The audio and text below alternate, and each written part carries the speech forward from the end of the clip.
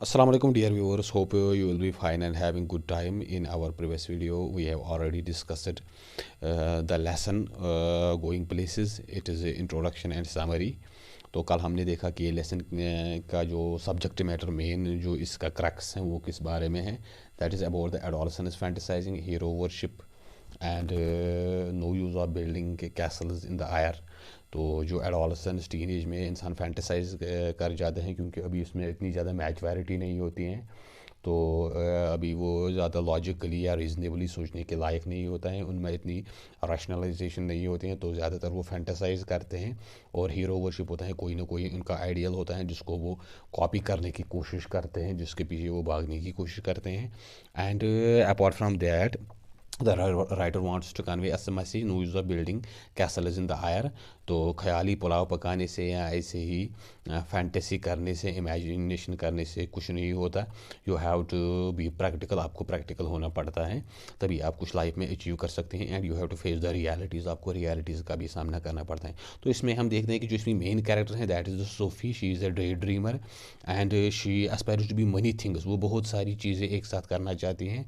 कभी वो चाहती हैं कि वो बुटीक बन जाए, फिर कहती हैं कि वो एक फ़ैशन डिज़ाइनर बनना चाहती हैं. Then she wants to be an actor and other things.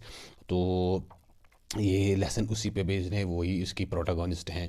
And in our today's video हम देखेंगे इसका जो थीम है और जो central idea. And apart from that we will discuss its title justification. तो इसका टाइटल जस्टिफिकेशन है going places.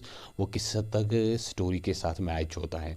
The story going places describes the aspirations and dreams of the youth and the pain of unfulfilled promises and shattered dreams.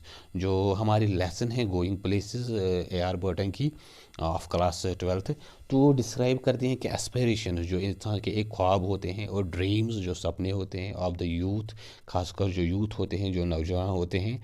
And the pain of unfulfilled dreams. और आप एक बंदा या एक youth कितना frustrate होता है जब उसके ड्रीम्स जो हैं, जब उसके जो सपने होते हैं वो फुलफ़िल नहीं होते हैं, वो मंजिल तक नहीं पहुंच सकते. एंड शैटर ड्रीम्स, और जो ड्रीम्स आपके शैटर हो जाए, जो फुलफ़िल ना हो जाए, जो नाकाम हो जाए, तो उसका एक इंसान की पर्सनालिटी, खासकर एक यूथ की पर्सनालिटी पे, उसके जो साइकी है, उसका जो मेंटल मैकेनिज्म है, मेंटल मेकअप है, उस पर क्या असर पड़ता है.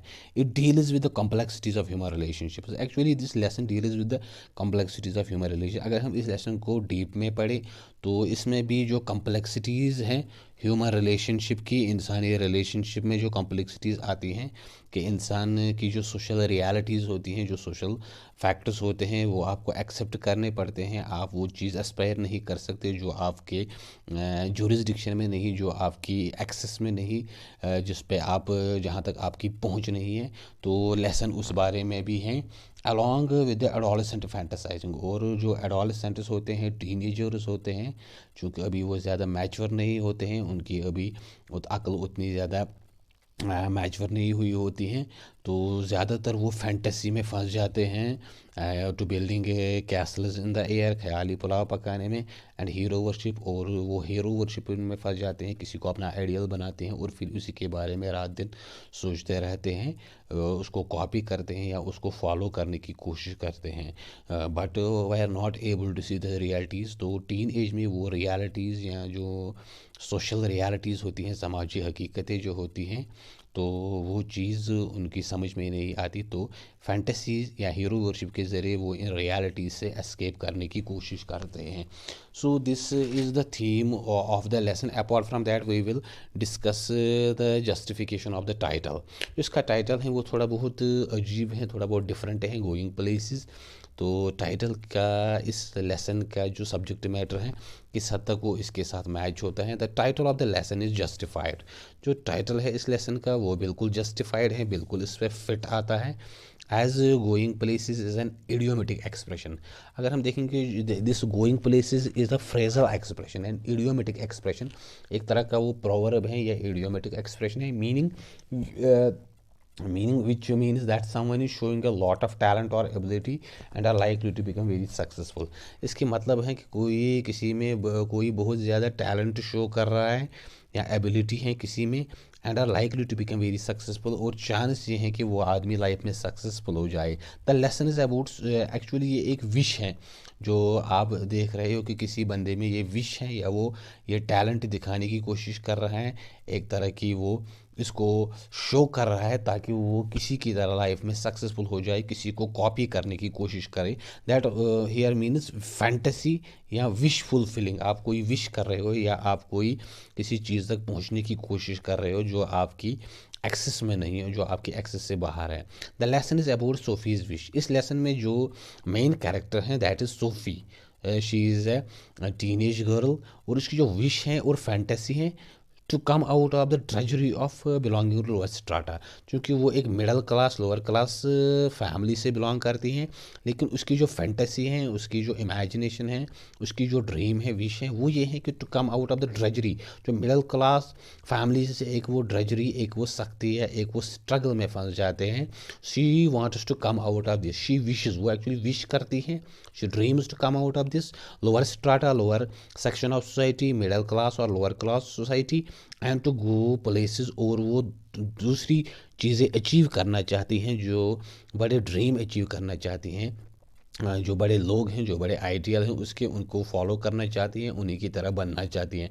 बट जो रियलिटीज़ हैं, सोशल रियलिटीज़, वो उसको हैम्पर कर रहे हैं, उसको ये सब चीज़ें वो हासिल नहीं कर सकती, क्योंकि उसको इसके लिए बहुत ज़्यादा हार्ड वर्क फिर करनी पड़ेगी, जो वो करने के लिए तैयार नहीं है। She only dreams, she only wishes.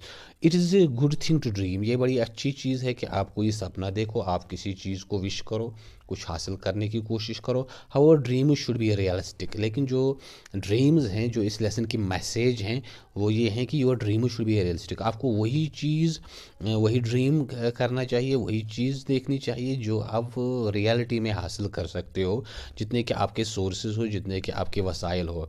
Merely fantasizing and ड्रे dreaming will cause disillusionment.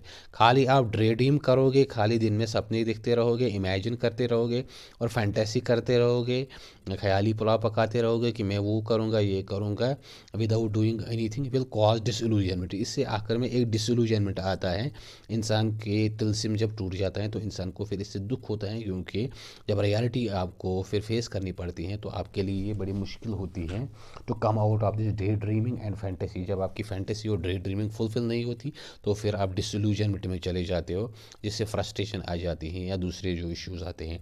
Unless one is hard working, if you are not hard working to achieve your goal, अगर आप किसी बड़े चीज़ को हासिल करने के लिए हार्ड वर्किंग नहीं हो, मेहनत नहीं कर रहे हो, एंड परसर्वरिंग, और अगर आप में वो सब्र नहीं है, कंसिस्टेंसी नहीं है, परसर्वरेंस नहीं है, mere dreams will only lead to disappointment. खाली ड्रीम्स, खाली सपने और खाली एस्पायरेशंस, उमंगे, वो आपको फाइनली डिसअपॉइंटमेंट या फ्रस्ट्रेशन की तरफ ले जाती हैं। आप फिर आखिर में फ्रस्ट्रेट हो जाते हो, क्योंकि आप वो सब चीज़ें फिर हासिल नहीं कर पाते हो जिसके आप कल्पना करते थे या जिसकी आप ड्रीम करते थे। So the message of this lesson is the writer wants to convey us message that we should dream of those things that we can achieve in reality, otherwise it will lead to disillusionment, it will lead to disappointment and it will lead to frustration. जो इसमें हमारा जो main character है SoFi, वो आखिर पे वो disillusion हो जाती हैं, तो लेकिन फिर वो इसी इमेजिनरी वर्ल्ड में चली जाती हैं। So the writer wants to give us advice of being realistic in our lives, to face the realities of our lives। हम सोसाइटी के ये किस स्ट्राटा में आते हैं, मिडिल क्लास, लोअर क्लास या अपर क्लास, वो चीज़ें हमको फेस करनी चाहिए और उसी के हिसाब से हमको ड्रीम करना चाहिए कि हम क्या क्या चीज़ें अचीव कर सकते हैं और उसके लिए हम कितनी हार्ड वर्क कर सकते हैं। खाली सपने देखने से कुछ नहीं होता है। So this was the title justification of the lesson and the central idea और थीम ऑफ द लेसन।